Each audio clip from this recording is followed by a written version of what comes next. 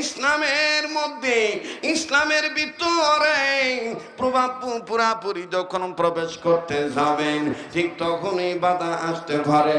যেমনটি বাধা এসেছিল নবীগণদের পরে, যেমন বাধা এসেছিল সাহাবায়ে কেরামদের পরে।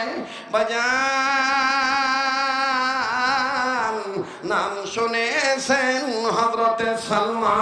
হযরতে সালমান ফারসি রাদিয়াল্লাহু তাআলা আনহু। এখন ইসলাম কবুল করেন নেই, ইসলাম কবুল করতে বাকি আছে 1 মাস 3 দিন। একটু গভীর মনোযোগী হয়ে শোনা চাই বাবা।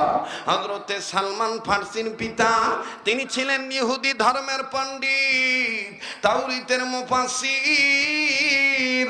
তাওরীতের ব্যাপারে তার অনেক যোগ্যতা ছিল।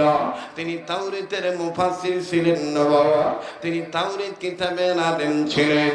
এই সালমান ফারসির বাবা, আমার ভাইরা, আমার বন্ধুরা, সালমান ফারসির পিতা আস্তে করে সালমানকে একটা দায়িত্ব দিয়ে দিলেন, বাবা তুমি তোমার কাজে যাও, আমার যেহেতু আগামীকালকে রবিবার, আমার তাওরীতের তাফসীর করা লাগবে, উম্মতদেরকে শোনানো লাগবে। আমার ভাইরা, সালমান ফারসি তার বাবার নির্দেশে কর্ম করার জন্য যাবেন। কাঁধে ভার নিলেন। আমার বন্ধুগণ, ভার আপনারা বোঝেন কিনা জানি না, দই বিক্রি করলে দেখবেন 2 সাইডে আমার বন্ধুগণ দইয়ের পাতিল থাকে, যারা কাঁধে করে নিয়ে বিভিন্ন হরেক রঙের মাল সামনা বিক্রি করে। আমার বন্ধুগণ কাঁধে যে মাঝখানে একটা বাঁশের লাঠি দিয়ে ঠেকনা দিয়ে হাঁটে, এটাকে বলা হয় ভার। সালমান ফারসি কাজটা করার জন্য ভারত জিনিস নিয়ে তিনি রওনা দিয়েছেন। আরে বাবাজি, কেউ চলে গেলে চলা যেতে দিবেন, কারণ যাওয়া দেখে কেউ যাবেন না। কিছুক্ষণ পরে দেখবেন ঘরের মধ্যে ঘুমাইছে, আল্লাহর পাগলের আল্লাহরই পাগলকে দেখার জন্য চলে আসবে। ঘুম তাদের ভালো লাগবে না, কোরআনের বয়ানের জন্য তারা হয়ে যাবে দেওয়ানা। কথা বলেন ঠিক না বেঠিক? হযরত সালমান ফারসি এই ভার নিয়ে যখন রওনা হবেন, ঠিক ওই সময় সালমান ফারসির বাবা তৈরি করেছেন, দরজা জানালার কাপড় লাগাই দিয়েছেন, নিজের বাহিরের মুখের আওয়াজ বাহিরে যেন না যায়, কেউ যেন আমার কথা না শুনে। সালমান ফারসির বাবা তাওরীত কিতাব খুললেন, সালমান রওনা হলেন। হঠাৎ করে তাওরীতের মধ্যে যে লেখা আছে মুহাম্মদ নবীর প্রশংসা, যখনই নবী মুহাম্মদের প্রশংসা সালমান ফারসির বাবা জোরে জোরে বললেন, সালমান ফারসির কানে আওয়াজ গেল, মুহাম্মদ এমন একটা ব্যক্তি, যে ব্যক্তির নামে প্রথম অক্ষর হবে মিম, লাস্ট অক্ষর হবে দাল। এই মুহাম্মদের হাতে হাত রেখে কেউ যদি কালেমা পড়ে, আমার আল্লাহ তার মাফ করে দিবে, এবং কিয়ামতের ময়দানে নবীদের সুপারিশে তার জান্নাত দেওয়া হবে। আওয়াজ দিয়ে বলেন না সুবহানাল্লাহ। রহমাতুল লিল আলামিন নবী কোরআনে প্রমাণ, আশিক বিনে কে বুঝিবে আমার দয়াল নবীর শান। যারা নবীর আশিক, নবীকে যারা ভালোবাসেন, যারা উম্মতের আলেমদেরকে মহব্বত করেন, বলেন না আশিক বিনে কে বুঝিবে আমার দয়াল নবীর। সবাই বলেন আশিক বিনে কে বুঝিবে আমার দয়াল নবীর। নবী আমার মদিনারি বুলবুল,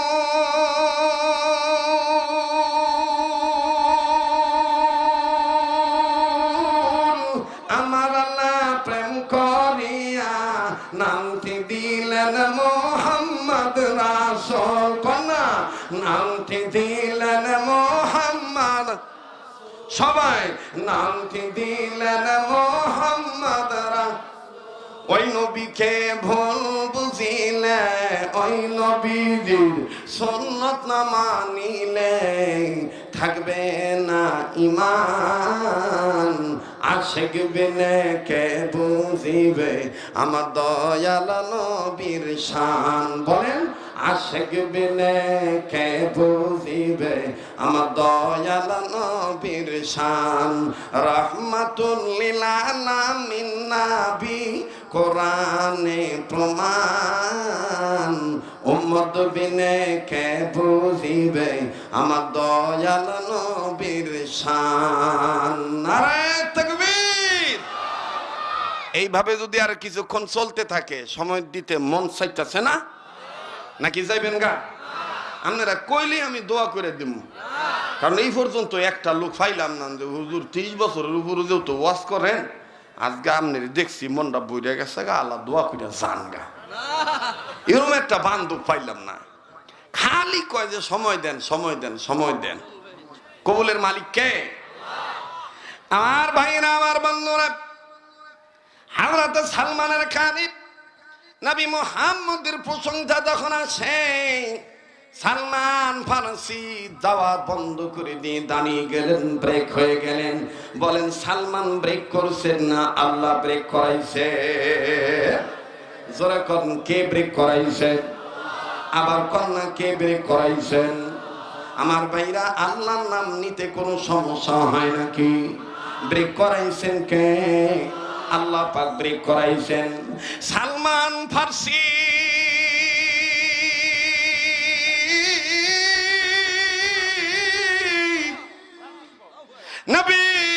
নবীজির নামের প্রশংসা যখন কানে শুনলেন, আমার বন্ধুগণ, তিনি ব্রেক হয়ে গেলেন। সালমান ফারসির সামনে যান না। তিনি মনে মনে সিদ্ধান্ত নিলেন, আর এটা কেমন নাম, যেই নামটা নিলে খালি মজাই লাগে, মজাই লাগে, শুনলে খালি ভালোই লাগে, ভালোই লাগে। কে নেই গো? ভালো করে খেয়াল করে তিনি বুঝতে পারলেন তার বাবা তেলাওয়াত করতেছে তাওরীত, তার বাবা তাওরীত পাঠ করতেছেন। এই তাওরীতের কিতাবের মধ্যে হতে নবী মুহাম্মদের প্রশংসার কথা বের হয়ে গেল। ওই দিক দিয়ে সালমানের পিতা মনে মনে সিদ্ধান্ত নিয়ে ডরে ডরে বলে, ঘটনা কি? আমার এই জোরের আওয়াজ আবার কেউ বাইরের লোক শুনলো কিনা? জোরের মন পুলিশ পুলিশ, দেখবেন কেউ পেপার ভরলে জোরে ভরে, কেউ পেপার ভরলে মনে মনে ভরে। কেউ দেখবেন কেউ পেপার লইয়া দেখবেন সার দোকানে বইয়ে হ্যাঁ একলা ভরলেই হয়। তা বাদে হ্যাঁ কয় চিটাগাঙ্গে রোড অ্যাক্সিডেন্টে 13 জন নিহত, 10 জন আহত, ড্রাইভার পলাতক। আমি যা কথা কই বাস্তব। আবার কিছু লোক আছে দেখবেন পেপারে সব পৃষ্ঠা শেষ করে, একটা আওয়াজও নাই। হ্যাঁ, তো সালমান ফারসির বাপে জোরে জোরে ভরতাছে মুহাম্মাদং বেদা বিভিন্ন শ্রুতি তজ্জকিন মুহাম্মাদং ওয়াং শান্তি, ওয়াং শান্তি। হ্যাঁ, ওই ব্যক্তি শ্রেষ্ঠ ব্যক্তি যে ব্যক্তির নামের প্রথম অক্ষর হবে মিম, লাস্ট অক্ষর হবে দাল। এই ব্যক্তির আদর্শ জীবনে বাস্তবায়ন করলেই ইহকালে শান্তি, পরকালে শান্তি। ওয়াং শান্তি, ওয়াং শান্তি কইতেছে আর কি। তো সালমান ফারসির বাপে চিন্তা করলো, আমার এই কথাটি আবার কেউ হুইনা ভালাইলো নি, একটু দেহি তো কেউ খারাপ হয়েছে নি। দরজার ভাষা বুঝেন তো, কাপড়ের ফাঁক দিয়ে দেখতেছে কেউ দাঁড়ায় আসেনি। এবার আস্তে করে দেহে যে কেটা জানি খারাপ হয়েছে, পর্দাটা সরাই দেহে, অন্য কেউ না, হের ফুতুই। সালমানের বাপে ডাক দেখো, এখানে কি চান? তো সালমান ডাক দেখো, আব্বা কিচ্ছু না। খারাপ কেন? সালমান ফারসি ডাক দেখো, আব্বা যাইতেছিলাম কিন্তু কানে আওয়াজ আইলো মোহাম্মদ মোহাম্মদ, এত ভাল লাগলো আওয়াজটা। সালমান ফারসি ডাক দিয়ে কয়, তুমি একলাই শুনছো না আর কেউ শুনছে? সালমান কয়, না আর কেউ শোনে নাই। খপ করে সালমানের 8টা 2টা বৃত্তে টান দিয়ে লুইয়া দরজার মানে পর্দার যে গাইড আছে এটা বাঁধছে যাতে সালমান বাইরে এটা না পারে। এবার ডাক দিয়ে কয়, বাবা তুই আমার একটা ওয়াদা দে, তুই এটা কারো কাছে কবি না, যে মোহাম্মদের আদর্শ জীবনে মাইনা নিলে ইহকালে শান্তি, পরকালে শান্তি। যদি মেনে নেই নবীজির, যদি পেতে চাই নবীজির সুপারিশ, তাহলে দুনিয়াতে যারা হবে নবীর ওয়ারিস তাদেরকে আমাদের মানতে হবে। সুবহানাল্লাহ। এবার সালমানের বাবা এই কথা কওয়ার পরে সালমান ডাক দিয়ে কয়, আব্বা এত করে নিষেধ করেন কেরে? কয়, আরে বেটা, এটা যদি মানছে শোনে তো মানছে আর ইহুদি থাকবো না, কালেমা বুড়া মুসলমান হয়ে যাবো গা। সুবহানাল্লাহ। কোন একটু জোরে কোন সুবহানাল্লাহ। আমরাও হুজুর, আনোয়ার শাহ কাশ্মীরিও ছিল হুজুর। আনোয়ার শাহ কাশ্মীরি দূরের তেনে হিন্দুরা দেখাই কাছে আইতে এটি কইতো হুজুর আপনার বাড়ি কই, নাম কি, ভরে জিগামো আগে খালেমা করে মুসলমান বানা। কারণ আপনি চেহারার মধ্যে যে নূর দেখা যায়, মোহাম্মদী নূর দেখা যায়, এটা আর কম লাগবো না। আপনারা দেখলেই বোঝা যায় আপনার ধর্মই শ্রেষ্ঠ ধর্ম। আর আমরা হুজুর হইছি বাপরে, সুযোগে সদ্ব্যবহার করি, ফিট বাসায় চলি, ভ্যাট বাসায় চলি, হক কথাটা করতে পারি না। হ্যাঁ, এই যে অহন ভোটের সময় আছে, ভোটটা মধ্যে কারে দিমো, খালি এই কথাটা না কন, মার্কার কথা কয়েন না, দলের কথা কয়েন না, খালি এই কথাটা কন, মুসলমান বাংলা যারা পড়তে জানেন সূরাতুন নিসার 85 নম্বর আয়াত পড়া ভোটটা দিবেন। তাইলে তো হয়ে গেল গা, কিন্তু এইটাও করতে চা না। হ্যাঁ, হুজুর রাখছি, হুজুর যদি আমি ভোটের কথা কই আমি তো চাকরি থাকতো না। আমার রিজিকের মালিক আমার আল্লাহ, আমার হায়াত দাতা আমার আল্লাহ। কথা বলেন ঠিক কিনা? কিন্তু আমাকে হক বলতে হবে, হকের ঝান্ডা হাতে তুলে নিতে হবে। কোন কারো দালালি করা যাবে না। বাতিলের কাছে মাথা নত করে আল্লাহ ওয়ালাদের পথ থেকে সরা যাবে না। এতে মরলে মরবো, বাঁচলে বাঁচবো, মরলে শহীদ, বাঁচলে গাজী। ঠিক কিনা বলেন? মুহতারাম হাজিরিন, কষ্ট হইতেছে আপনাদের? কিও ভাই, এই তো এটা তো আমার ওই আত্মকার ভান না। আচ্ছা, এটা হইব নে, সমস্যা নাই, এটা হইব নে ইনশাআল্লাহ। আগে আমার একটু ওয়াজ করে আগাইতে দেন, বাকি আছে না?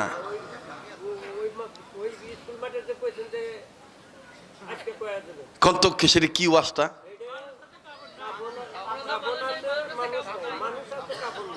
ওরে বাবা রে বাবা, শ্রোতারা মুখস্থ করে রাখছে হুজুর ওয়াজ, কিন্তু একটা বাকি আছে। কাপড় আছে, মানুষ নাই, মানুষ আছে, কাপড় নাই। আমি বলেছিলাম যে কোঅপারেটিভ সম্মেলনে আমি বলবো মানুষ আছে, কাপড় নাই, এটার পুরা ব্যাখ্যাটা দিয়ে দিব। আইতাছে আমি এখন একটু যাই দেখাই হুজুরে যেভাবে কইতাছে সুবহানাল্লাহ। মানে আসলে আমি ফলাস চাইলে ফলাসের মানুষ একটু আপনা বেশি মনে করে, অন্য বক্তার কাছে এত মন খুলে কথা কইতার না। কথা কম ঠিক কিনা? নারে তাকবীর। তো এবার যে কথাটা বলতেছিলাম, সালমান ফার্সির বাপে ডাক দেখো, এইটা শুনলে তো মানুষের কালেমা পড়া মুসলমান ওই যে বুগা। ভাই কোনো টাইম আছে বান্ধা যে এইটার পর আর কম দিত না? না এটা কইলিটা আমার কইয়ালন ইচ্ছা মতো যতক্ষণ সম্ভব আমরা। ও গাড়ি যেহেতু স্টার্ট হইছে, ও বন্ধ করার দায়িত্ব আমার হইল। ফজরের নামাজের সময়টা দিতেই হবে। আরে বাবা, ভাই আবার কইতাছে ফজরের নামাজের সময়টা একটু দি। আল্লাহ কবুল করুক, জোরে কোন আমিন। তো সালমান ফার্সি ডাক দেখো, আব্বা বুঝছি এটা মানছি শুনলে বেজাল। আচ্ছা আব্বা, আমি আপনার ওয়াদা করতেছি, আমি কইতাম না কারো কাছে, কিন্তু আপনি আমার একটা ওয়াদা দেন। বলে তোর আবার কি ওয়াদা? আমার ওয়াদা হইল মুহাম্মদের নাম শুনে যদি এত পিস অফ মাইন্ড, তা তোমার ইন্নুল কুলুব, আত্মপ্রশান্তি লাভ হয়, অন্তরে ভাল লাগে, তাহলে নিজের চোখকে দিয়ে, নিজের চোখ দিয়ে যদি মুহাম্মদের লেখাটা দেখতাম। তার মানে কইতেছে আব্বা হুইনা যত ভালো লাগছে আমি একটু দেখতাম সেই কিতাবটা। সালমান ফার্সির বাপে ভাই ঠিক আছে দেখাইতে কোনো সমস্যা নাই। এবার দেখতে দিছে, দেখা সালমান ফার্সির মাথা গেছে ঘুরিয়া। সালমান ফার্সি এবার কিতাবের তরি কিতাবটা মোহাম্মদ নবীর প্রশংসার জায়গাটা বুকে লাগায়া চুমা খায় আর ডাক দিয়ে কয়, আব্বা আমি কাউরে বলবো না, তবে বাবা আমি আপনারে দিই ঘোষণা, আমি আর ইহুদি থাকবো না, আমি কালেমা পড়ে মুসলমান হয়ে যাব। আব্বা আমি আর ইহুদি থাকবো না,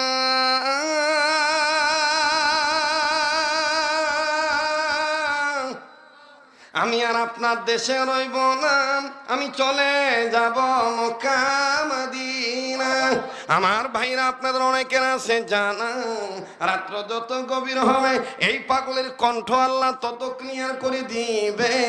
লাগবে না কোনো চা, লাগবে না কোনো পানি, লাগবে শুধু আমার আল্লাহর মেহেরবানি আর আপনাদের অন্তরের দোয়ার খনি। এটা আমার আল্লাহর বহুত বড়ই মেহেরবানি। এবার সালমানের বাবা ডাক দিয়ে কয়, সালমান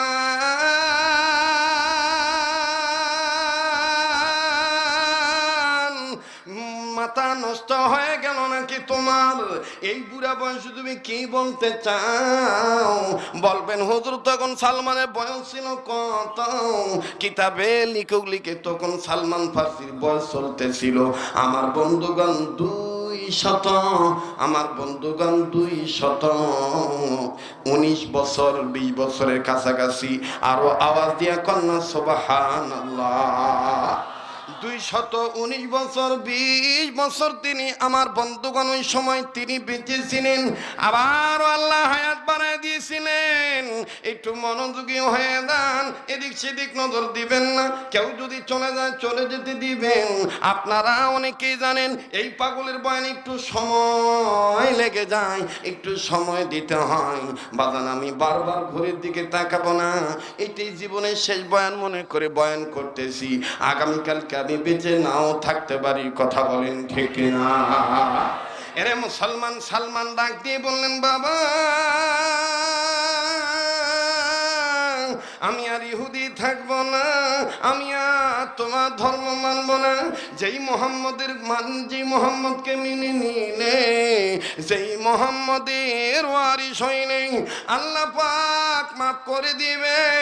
আমি চলে যাব ওই মোহাম্মদ নবীর তালাশে। সালমানের বাবা ডাক দিয়ে বললেন সালমান আমি তাইলে তোমারে করে দিলাম তেজ। সালমান ডাক দিয়ে বললেন আব্বা করলেন আপনি তেজ, কিন্তু ইসলাম মানলে আল্লাহ করবে আমার গ্রাহ্য।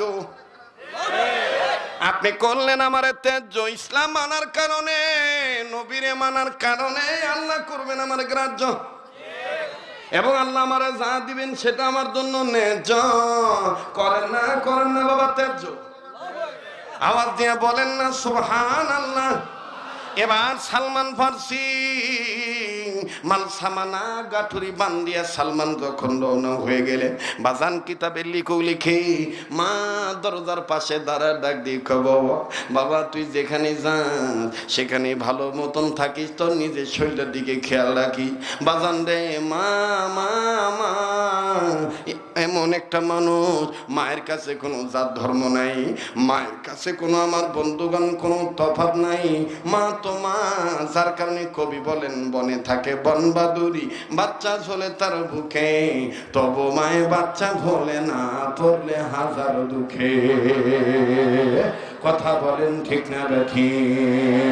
হযরতে সালমান ফার্সি মার কাছ থেকে বিদায় নিয়ে চলে গেলেন। আর ডাক দিয়ে বললেন মা গো আপনি আমার জন্য দোয়া করবেন, আমি যেন সদা সর্বদা ভালো থাকতে পারি। আর যেই লোকটার তালাশে মক্কা মদিনায় যাইতেছি ওনার কাছে যেন অনেক জীবন কাটায় দিতে পারি। আমি ওনার হাতে হাত রেখে বায়াত গ্রহণ করে কালেমা পড়ে মুসলমান হয়ে যাব, এবং ওই মক্কা মদিনাতে আমি মরতে চাই গো মা। মা ডাক দিয়ে বললেন বাবা ঠিক আছে যা, আমি তোমার বিদায় দিয়ে দিলাম। এবার সালমান ফার্সি চলে গেলেন। লম্বা ঘটনা সংক্ষেপ করে দিলাম বাবা। মক্কা মদিনার এরিয়ার মধ্যে যখন ঢুকে গেলেন, সালমান ফার্সি চিনেন না, জানেন না কোন জায়গায় গেলে নবীরে পাওয়া যাবে, কত নম্বর গলি,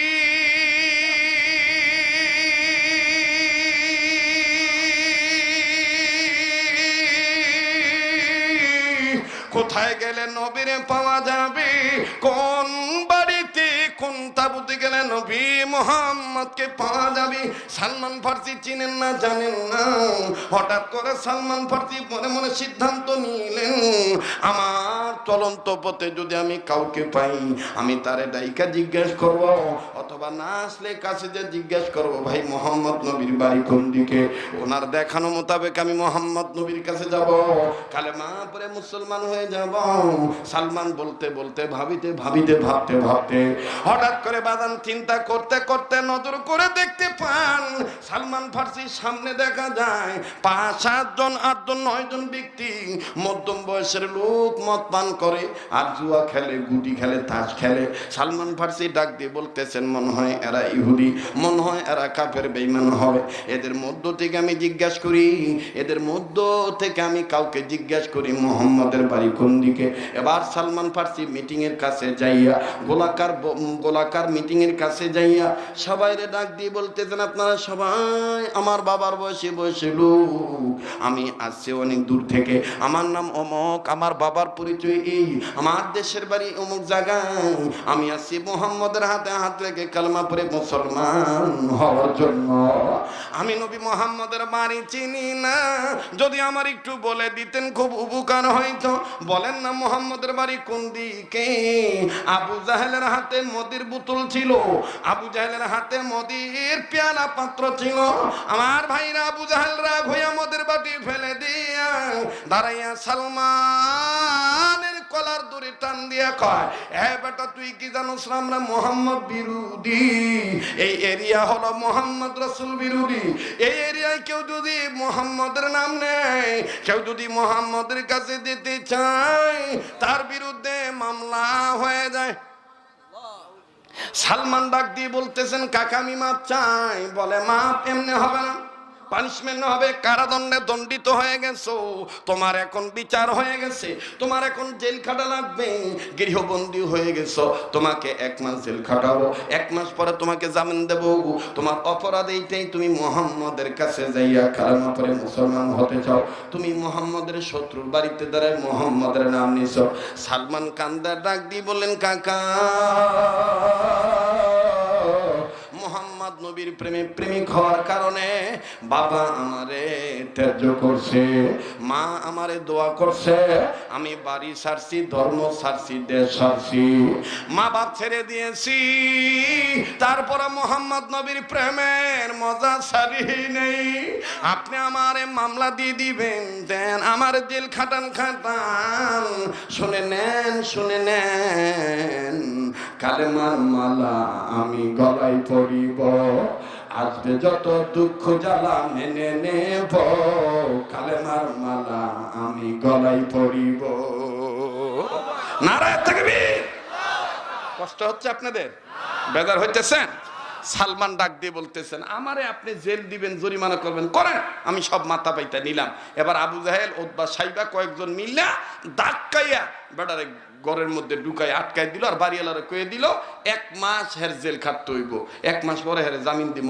তো 1 মাস আমার ভাইরা বাড়িওয়ালাও আবু জাহেলের কথা মোতাবেক চলে, 1 মাস জেল খাটতেছে 28 দিন, 29 দিন যখন হয়ে গেছে গা, 29 দিন রাত্রিবেলায় আবু জাহেল মিটিং কল করছে, মানে ট্রাইব্যুনাল গঠন করছে। ট্রাইব্যুনাল গঠন করে ডাক দিয়ে কয়, কালকে তো হের জামিন দিতে হইব, একটু জিগাও হেরে জেল খাটানোর পরে হের মনের ভাব পরিবর্তন হইছে কিনা, হেরে ছুটায় দিলে হ্যাঁ কি মার কাছে যাইবো, বাবার কাছে যাইবো, না মুহাম্মদ নবীর কাছে যাইবো। মানে কাফের গো চিন্তা এলো, জেল খাটাইছি, অহন ইমান ভুলে গেছে গা, মুহাম্মদ নবীর কথা ভুলে যাবো গা। কাফেররা বেঈমানরা জানে না, মুসলমানদেরকে যত নির্যাতন করবেন তত মুসলমানদের আল্লাহর প্রেম অন্তরে জাগ্রত হয়ে যায়। তো এইবার উকি মাইরা রাত্রিবেলা ডাক দিয়ে কয়, সালমান তোমারে জামিন দিলে তুমি কোন দিক যাইবা? সালমান কয়, যার কারণে জেল খাটলাম সেদিকেই যাবো। আল্লাহু আকবার আসতে কইলেন। তো বাড়িওয়ালা যায় কয়, নেতা বাপ বালা না, মামলা হইছে না, এটার দিমান আরো বাড়ছে। আবু জাহেল বলতেছে, তাহলে জামিন স্থগিত করা হলো, আরো 3 দিন তাকে বৃদ্ধি করা হলো। এরকম গেছে না আমগো বাংলাদেশ? এরকম কথা কয় না? গেছে না? বালা বেড়া জামিনের কথা, জেলখানার বৃত্তের টেনে আবার জামিন পাইছে, আবার জেলখানার গেটের টেনে অজ্ঞাত মামলা তার বিরুদ্ধে আছে, এই জন্য আমরা ধরে নিয়ে যাচ্ছি। এই জাত আর ওই জাত একই জাত,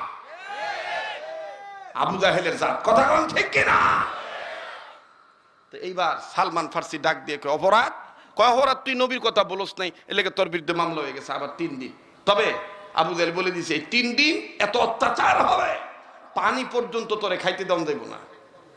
সালমান ফার্সি ডাক দিয়ে কইতেছে, পানিও দিবা না? আচ্ছা দিও না, ঠিক আছে যাও, আমি মাথা পাইতা নিলাম। এবার আমার বন্ধুগণ 2 দিন গেছে গা, সালমান ফার্সির জিব্বা শুকাইয়া মনে করেন যে একবারে পানি শূন্য হয়ে গেছে। এখন সালমান ফার্সি উপায়ন্ত না পায় আঙ্গুল চষে, না তাও ভাল লাগে না, বাধ্য হইয়া সালমান ফার্সি জানালার কাছে যায় পর্দাটা সরাইয়া ডাক দিয়ে কইতেছে, ওরে পৃথিবীর মালিক, তুমি তোমার বাতাসের মাধ্যমে নবী মুহাম্মদের কাছে আমি বন্দির জীবনের কথা একটু পৌঁছায়া দাও। এরা মনে হয় আমারে বাঁচতে দিবে না, এরা মনে হয় আমারে মেরেই ফেলবে। আমার ভাইরা বলেন, যার কেউ নাই তার কে আছে? বাবাজি, যার কেউ নাই তার কে আছে? এবার সালমান যখন বললেন, আল্লাহ আমার এই বিপদের খবর তুমি নবী মুহাম্মদের কানে বাতাসের মাধ্যমে পৌঁছে দাও। বাবাজি কিতাবে লিখে ওই ময়দানে বাজান রে, আল্লাহর নবীর দরবারে ওমর, ওসমান, আলী, আবু বকর সবাই বসা। হযরত আলী হঠাৎ করে দাঁড়িয়ে বললেন, নবীজি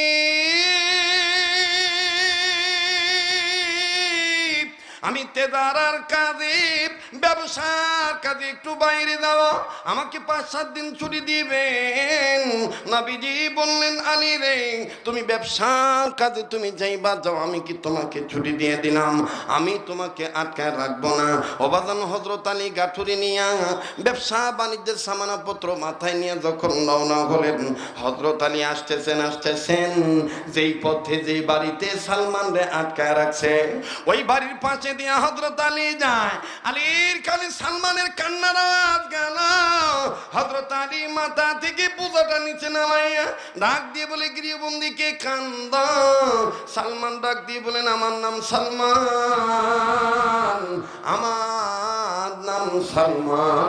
ইসলাম মানার কারণে আমি এই দেশে আসি, নবী মুহাম্মদের হাতে গিয়ে কালেমা পরে মুসলমান হব।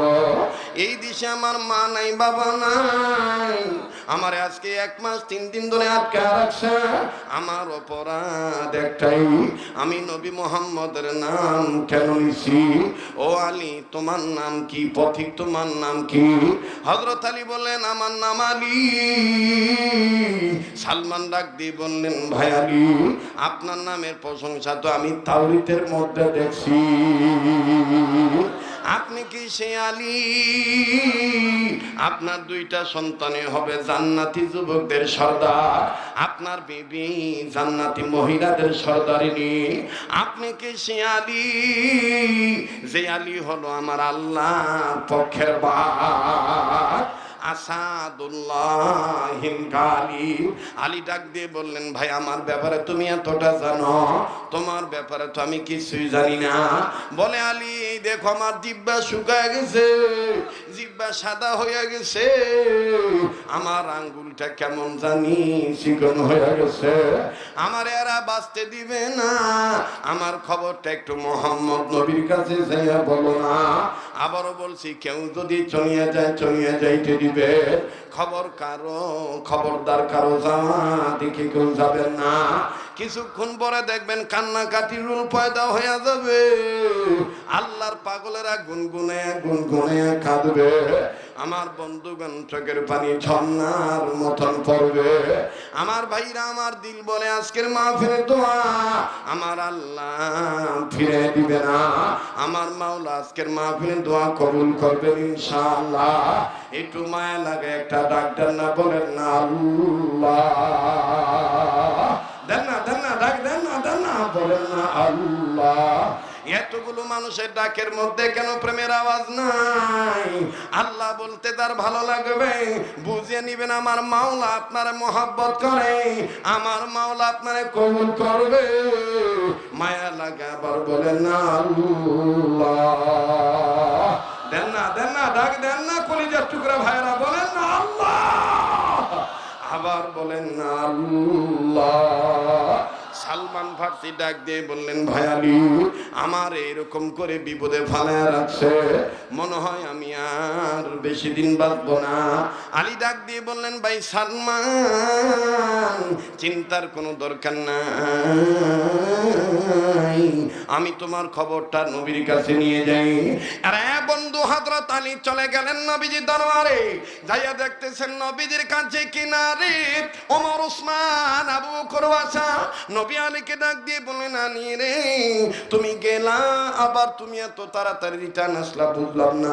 আলী ডাক দিয়ে বললেন, নবীজি যাইতে চলন্ত পথে মারাত্মক একটা মাজলুম দেখছি, জালিম তারে আটকায় রাখছে, বিনা কারণে তারে আটকায় রাখছে গো নবীজি। ইয়া রাসূলুল্লাহ, মাজলুম ব্যক্তির খবরটা আপনার কাছে বলতে আইছি। নবী বললেন, বলো না মাজলুমের নাম কি? আমার বন্ধুগণ আলী বললেন, নবীজি আমি বলবো, বলছি, তবে আপনার কাছে আমার অনুরোধ গো নবী, বিনয়ের সহিত বলছি, নবীজি আপনি হযরত এই ওমর একটু দূরে যাইতে বলেন, কেননা আমার জানা মতে ওমরের মেজাজ ভালো না, ওমরের মেজাজ গরম। ওমর যদি এই জালিমের কথা শুনে, ওমর কিচ্ছু মানবে না, তরবারি নিয়ে যাবে মাজলুম রে মুক্ত করতে। তাই আমি আলী বলতেছি ওমরকে একটু দূরে যাইতে বলেন। নবীজি সুন্দর করে বললেন, ওমর তুমি দূরে চলে যাও। আমার বন্ধুগণ হযরত ওমর অনেক দূরে চলে গেলেন, অনেকটা দূরে যেয়ে দাঁড়াইলেন। ওমর যখন নজর করে দেখতেছেন আলী আর নবী কথা বলেন, আল্লাহর বান্দা ওমর আল্লাহকে ডাক দিয়ে বললেন, আল্লাহ এই জামাই শ্বশুরের কথার মধ্যে, সেনাপতি আর সেনাপতির সিপাহীর কথার মধ্যে ইসলাম কবুল করবে, বাপদাদা ধর্ম ত্যাগ করে সে চলে আসছে, কিন্তু প্রতিমধ্যে আবু জাহেল তার এরিয়ার মধ্যে প্রবেশ করছে, বিদায় আবু জাহেল তাকে আটকায় রাখছে, 1 মাস আটকায় রাখছে, জামিন দেওয়ার কথা ছিল। পরে আবারও নবীর প্রেম ছাড়ে নাই, বিদায় তারা ছাড়ে নাই, আটকায় রাখছে। 3 দিন চলতেছে, এভাবে চলতে থাকলে তো মারা যাবে। তা আমি আর আমার যাইতে ভাল লাগে না, এই জন্য আমি নবীর কাছে কথাটা বলতে আসছি। হযরত ওমর দাঁড়ায় কয়, হুজুর অনুমতি দেন আমি যাই, আমি লই আহি, সালমান আমি মুক্ত করে লই আহি। নবীজি বললেন, ইজলিস বসো, তোমার অনুমতি নাই। বলে কেন? তোমার মেজাজ বালা না। তো নবী কারে পাঠাইবেন? নবীজি বলতেছেন, বন্ধু আবু বকর আপনি যান। হযরত ওমর কইতেছে, তামান থুয়ে বুড়া রে, আচ্ছা পাঠান। বাদান বুড়া এই জন্য বললাম, নবী নিজেই আবু বকরের ব্যাপারে বলেছেন, আরহামু উম্মতি বি উম্মতি আবু বকর রাদিয়াল্লাহু তাআলা আনহু।